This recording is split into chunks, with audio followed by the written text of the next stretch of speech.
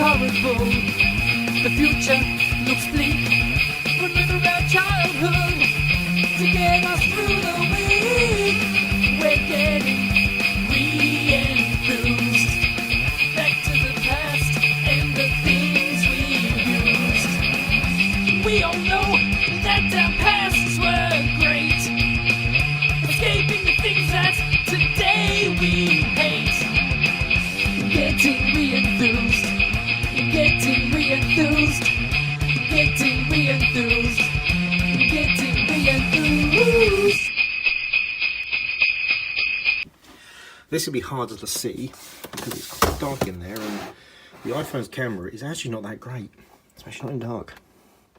Android really, like especially the Pixel 2, really does crap all over it. So this is the Intellivision.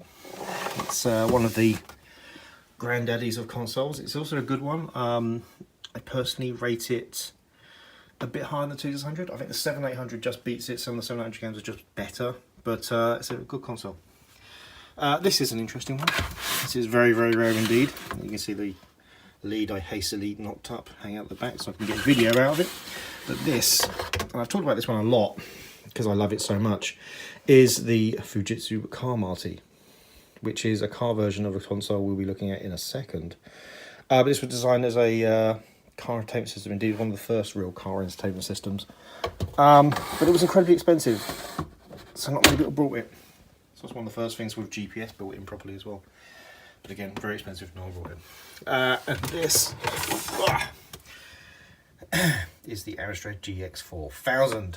Effectively a consoleized CPC Plus.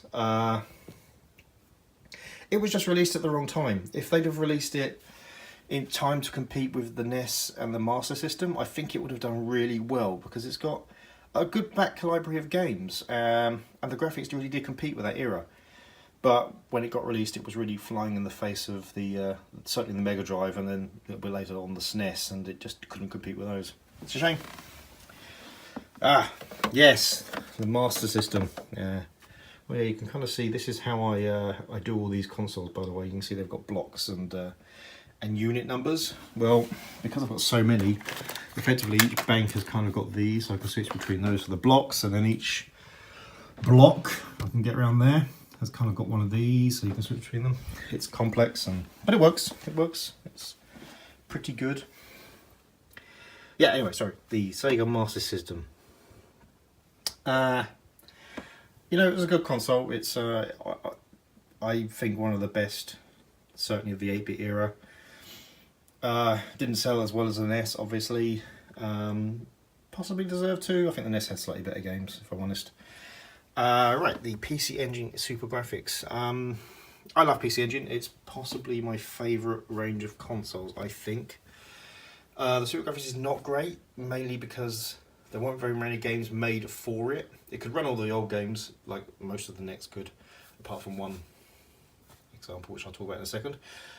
But nothing that took advantage of the extra abilities of Super Graphics, so it wasn't that great. They couldn't compete.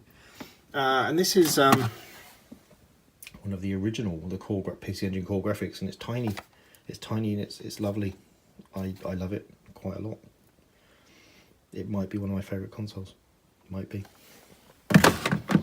Apart from the one thing that was wrong with the NEC consoles, they only ever come with one joystick port, and so you had to have a turbo tap, just to play more than one person. That was annoying. Oh yes, the FM Towns Marty. This is the second release. There's no difference between this and the first release, except this is a dark grey colour. Everything else inside is almost exactly the same. It was just kind of released to drop the price down because this was very expensive when it came out. The original was expensive for a good reason. It was basically a 386 PC, so kind of the granddaddy really of the kind of the Xbox and the latest consoles as well, because they're all PC based.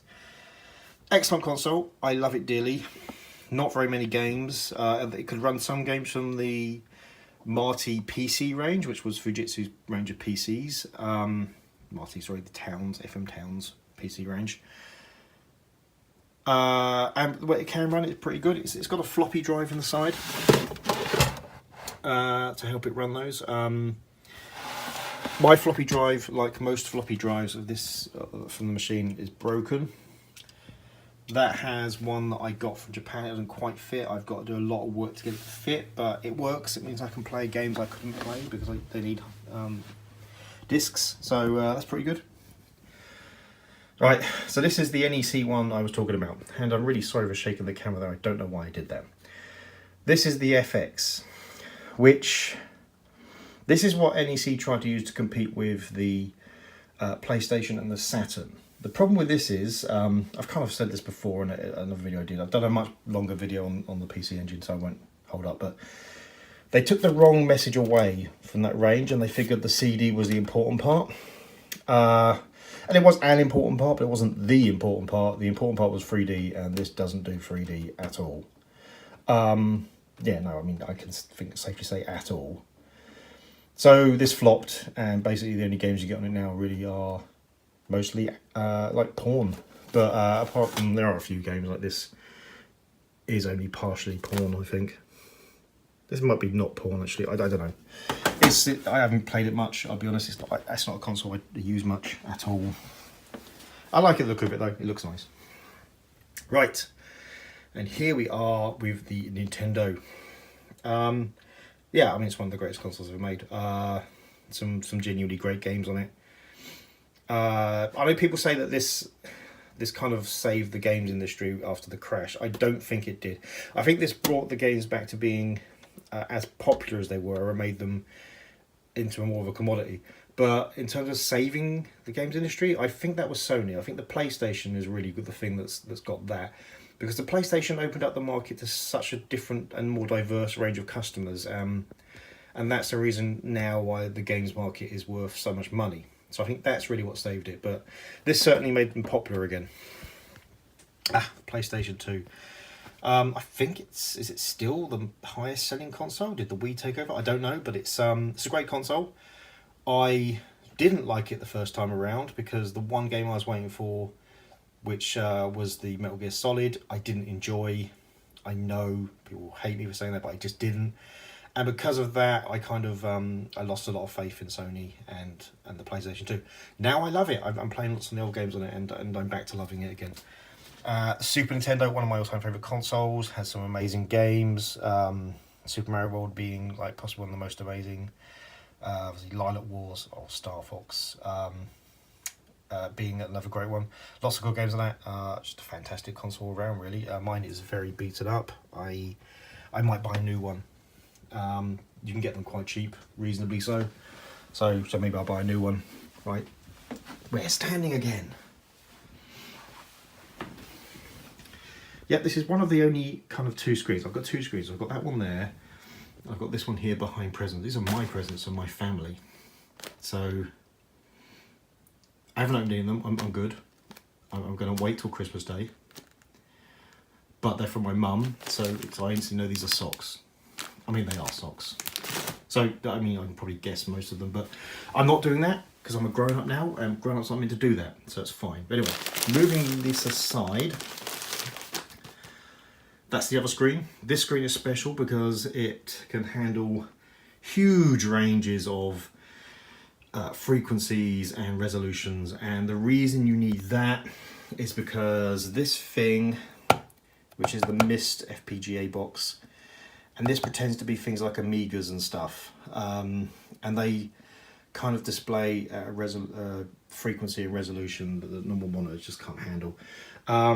This helps quite a lot with that. This is the open source scan converter, but not entirely. So kind of the mix of the two helps. That's a good monitor, by the way. Maybe I'll put the model number in the thing, but it's a very good monitor. Very good. It works with so many different things. Right. Oh yeah. If you look over here, there's lots of games.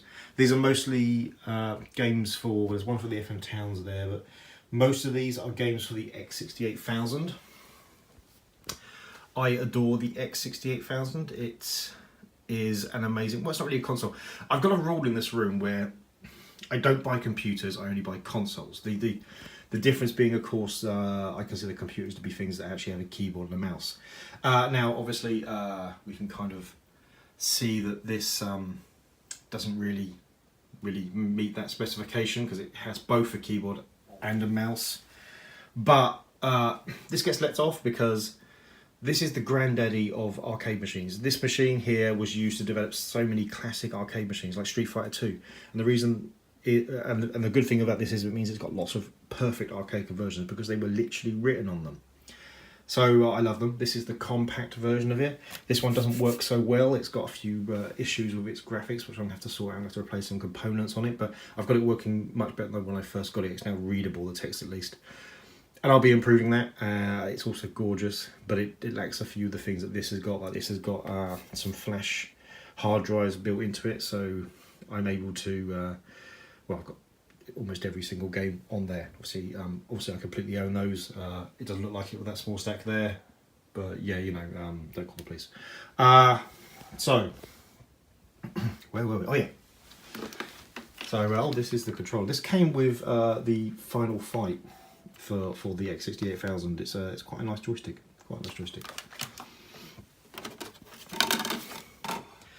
That's my capture box I use. It's odd. It works quite well most of the time. It occasionally decides it's not going to respond to any commands for no apparent reason. It's very fussy if you turn it off without removing external hard drives, which is fair, I can give it that, but it's very fussy.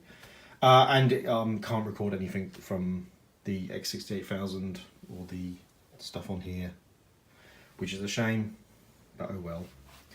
Splatterhouse there for the FM Towns Marty. And underneath that is a Commodore 64 games system. So we saw that Amstrad got it wrong when they released theirs. Commodore released theirs not only after that, so really into the more of the 16-bit consoles, but it also wasn't powerful enough to even handle really to face up to the NES.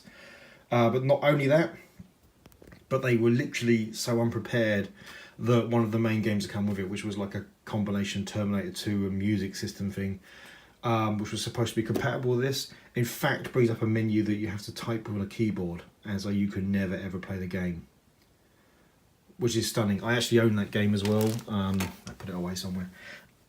So yeah, no, stunning move. So that was a massive flop.